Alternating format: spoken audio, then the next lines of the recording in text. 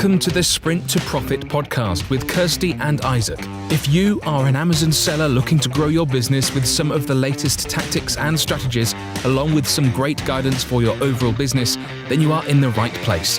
So pay attention and if needed, take notes. Let's get started.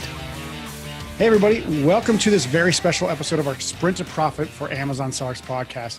We really mean this podcast is for Amazon sellers because in today's episode, we're going to be answering questions directly from our audience of sellers. So if you're currently selling on Amazon or looking to get started in selling private label products on Amazon, then this is the right place to be to learn more about the ins and outs of the process and strategies it takes to get ahead and make a long-term sustainable business. So let's jump right in. So we get a lot of questions, and the first question here is from Chad B, and it's a bookkeeping question. Now, we do get a lot of different questions around bookkeeping, financially, how do you run your business? Because essentially, if you don't understand your finances, you actually don't know if you're actually making any money or not. So it's a really good question. He says here, do you just record the bi-weekly Amazon payment summary in your books, or do you actually record the detailed transactions? I will move this to my accountant, but I want to understand the accounting myself before handing it off to someone else to do because this business is new to me, which is a fair enough question, right? So for me personally, I have never run my books myself. So I know you said you want to know, Chad, how to actually do it yourself. I would suggest don't do it yourself. Actually go to your accountant straight away. They know how to be able to set the books out so that you can understand it, they can understand it, the taxman or woman can understand it, right? What you need to know is what you want to look at. So essentially, what you really need to know is how much profit you're actually making after all your expenses and what you actually spending your expenses on.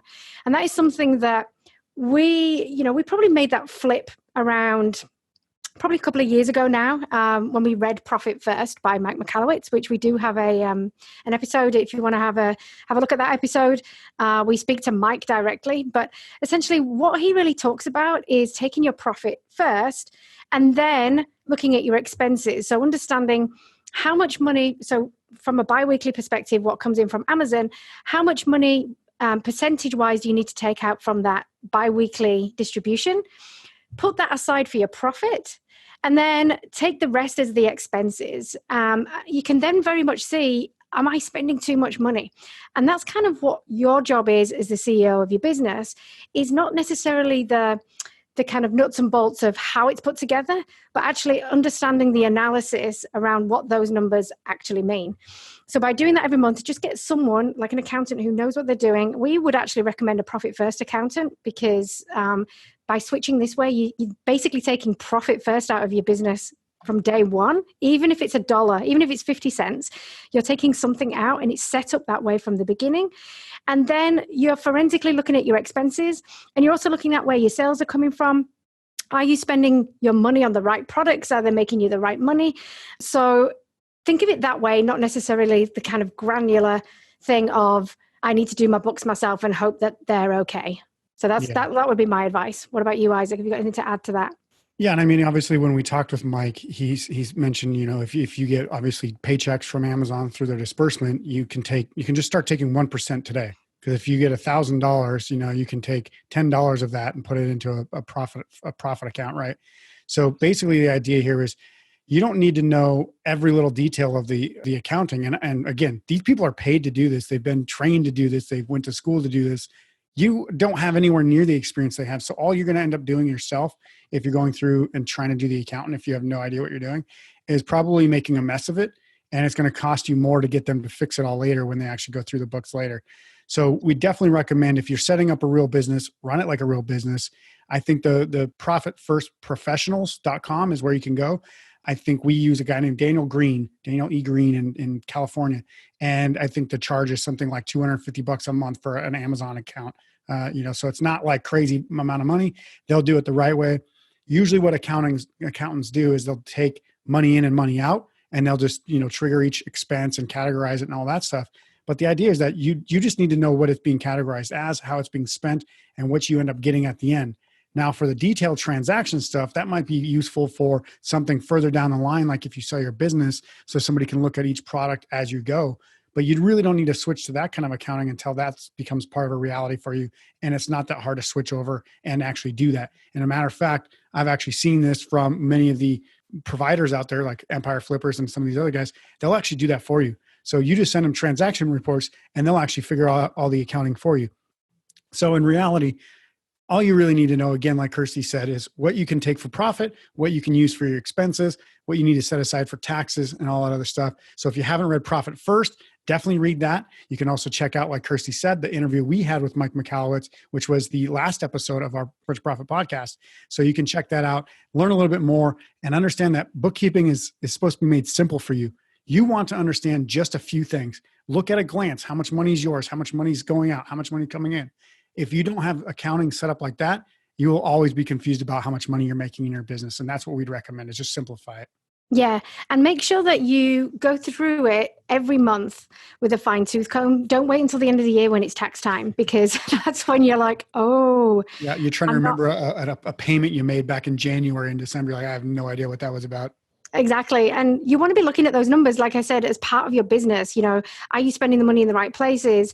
Are you making the right decisions? Are you making the right choices? If you have that as part of your process every month, it's just going to make the whole thing a lot clearer, because, there are going to be times when you're not making the money you want to make, but at least you'll know where it's leaking out and how you can actually stop the leak. Yeah, exactly. All right. So hopefully we've answered that one pretty thoroughly. Again, we're not going to go step by step into accounting because we are not accountants, and we just want to simplify the process for ourselves and for you guys. So the next question actually comes from Brian R. And Brian asks, he's looking for some advice. He says, what are your thoughts on selling a COVID-19 product like a face mask or protective equipment right now? The trend seems to go longer than I anticipated. Is there anyone who followed the trend, started selling an essential product and is killing it? I'll kind of let you answer this one first, Kirsty, because I think it's quite a funny one, but it's not so clear for some people who are especially just starting out if you should do this or not.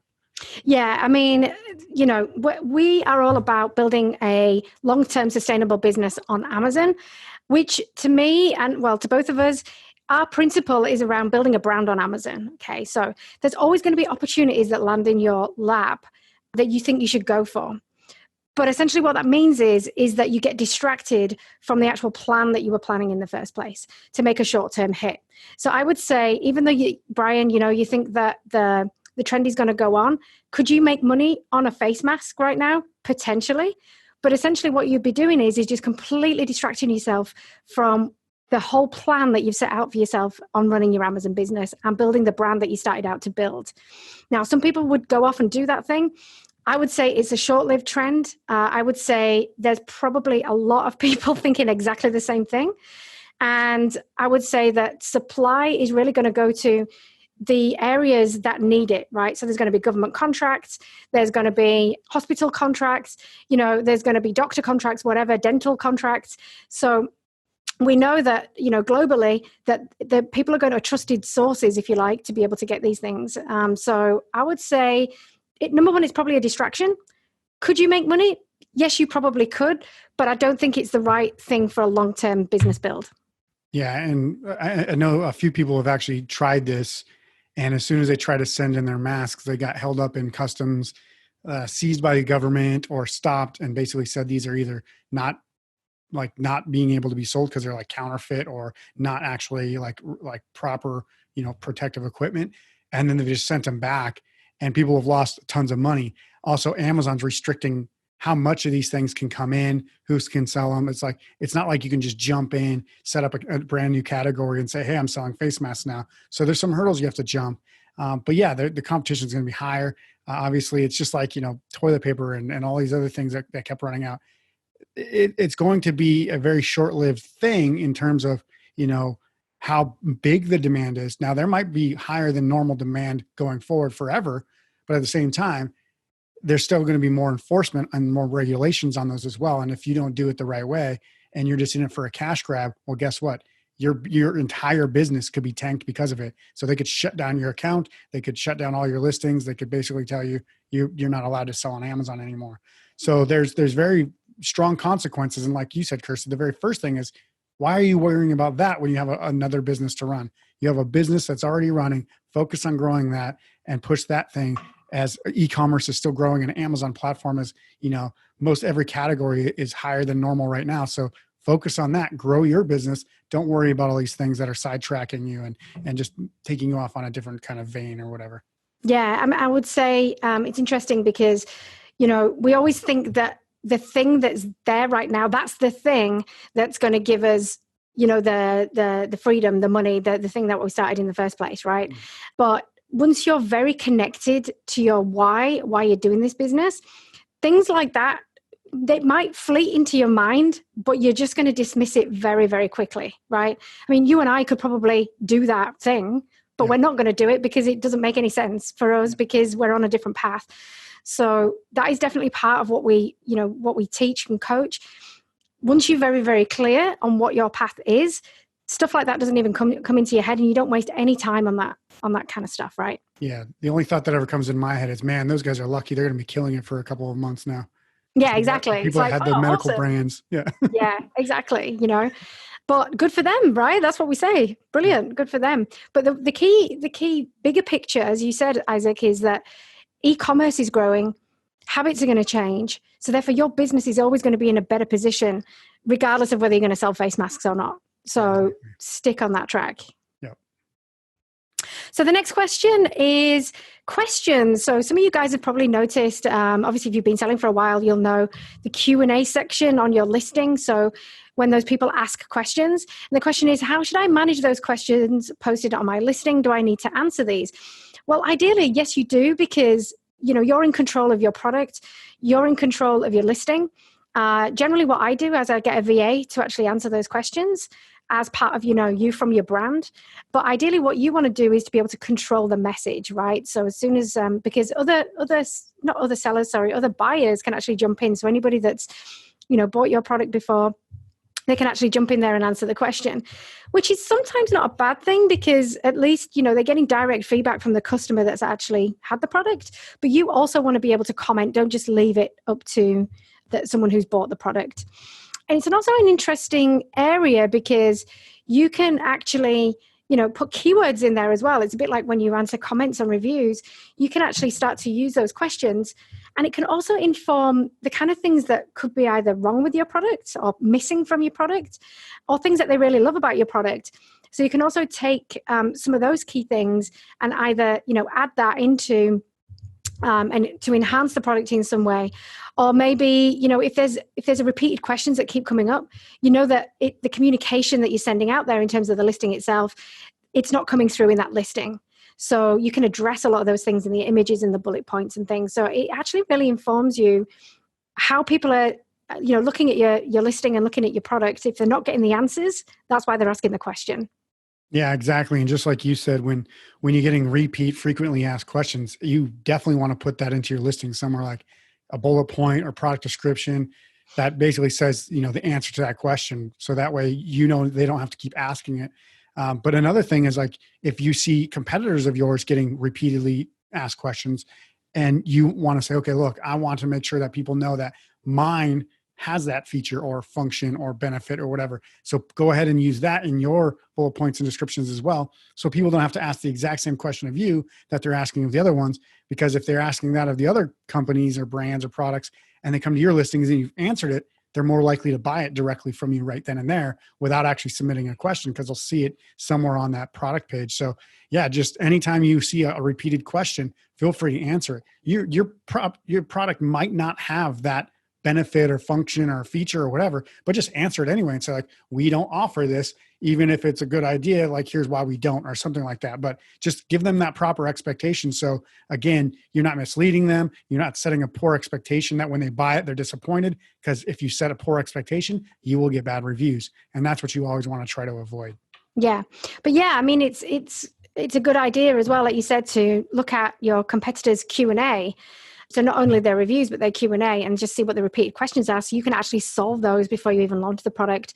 I mean, it's direct feedback from your customer that you can take and use in your marketing and in the product itself. So I'm just thinking about things like, I remember seeing something where generally in a certain product, you might have different sizes, but people were saying, well, is it adjustable? So then essentially what you can do is do away with all those sizes and just make one size that's adjustable for people. Number one, it helps you with your inventory, it helps you with your cash flow. But number two, you're actually giving the customer what they're actually asking for. You're not just, going like a sheep and selling what everybody else is selling for the sake of it. Exactly. Yeah. Cool. So our final question for this session comes from Tony C. He says, "Hey guys, has anyone else done Vine reviews? It seems the maximum is 30. Is it possible to split the requests? I'd prefer not to send out all 30 at once. ...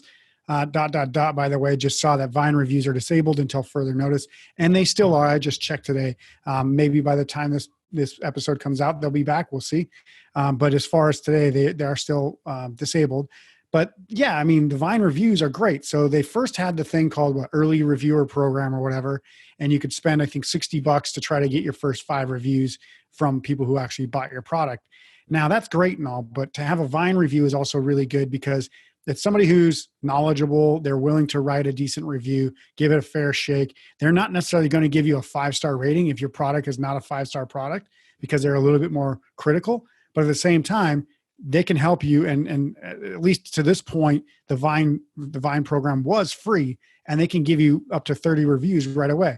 So yeah, if you think that your product may be susceptible to getting, some bad reviews from these guys, feel free to split these requests out. So try 10 at first, then see how many people claim it, see how many reviews you get, see what kind of reviews come back, what kind of star ratings they are. What's the length of the review? Are they providing pictures? Because if they can do that kind of stuff, that's great, as long as they're doing it in a manner that benefits you, obviously, right? But if it's like 10 in a row are 1-star reviews, well, you probably got a problem with your product, first of all. But then the Vine review program is not going to be very helpful for you because you don't have a good quality product at a good value price. So that's what the Vine reviewers are usually looking for: is the product good for the price that you're selling it at, or is it an overhyped piece of junk? And they'll be straight up with the consumer. So that's kind of my advice. Yeah, Tony, you can definitely split it up. Hopefully it comes back soon because it is a great program, and I guarantee it's not going to be free forever. So if you do see it and it comes back and it's still free and you don't have any reviews in your product and you're launching a new product, feel free to start using it. Once you have, I think it's up to 30 reviews. Like if you have 30 reviews on your listing, you can no longer actually use that program. And it might have something to do with how new it is too. I can't remember, but there are some stipulations there as well. So yeah, exactly. And maybe they've just disabled it because there's so much going on at the moment that they can't actually, get through everything. But yeah, it's a great program. Also, as we would always say for reviews, have a great follow-up sequence. Use the language from your customers in that sequence to be able to, essentially give them the customer service that they need, ask the right questions, and then you can follow them up for some feedback. And the other key thing that you can use is the send a request button that Amazon have also made available to us. And there are other tools out there that kind of, what do you call it? Kind of not crowdsource.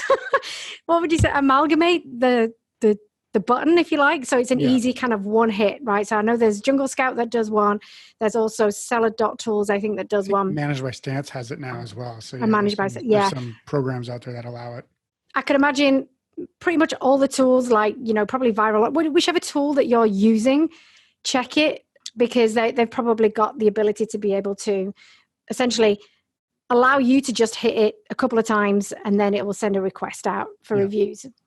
Yeah. And on that one, for that, I think it's like up to like 14 days as like previously purchased. So if they purchase it within the last 14 days, it usually says that they're not eligible to review this product yet. So for most products, I think it's about 14 days. So you got to go beyond the 14 days back to like, 30 days to 15 days basically ago.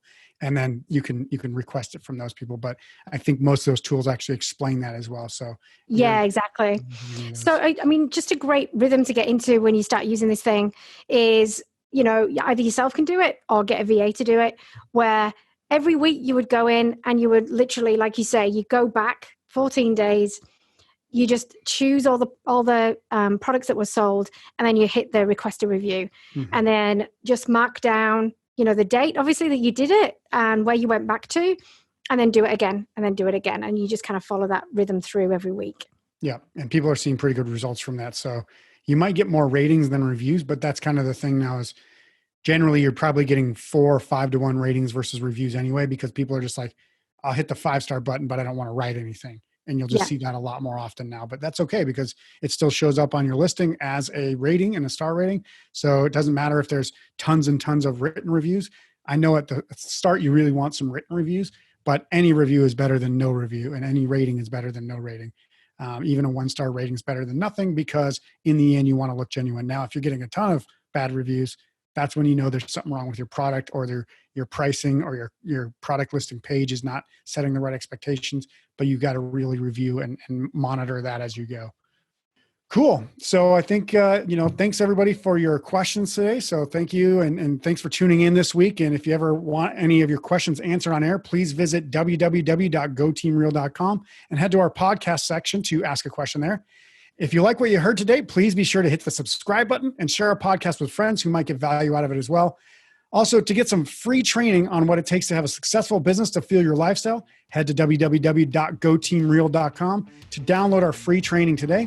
See you next week for the next Sprint to Profit episode. And as always, we wish you the best for you and your business. Bye for now. Don't forget to subscribe, and if you would like to get more information about selling on Amazon, head to goteamreal.com for some absolutely free training.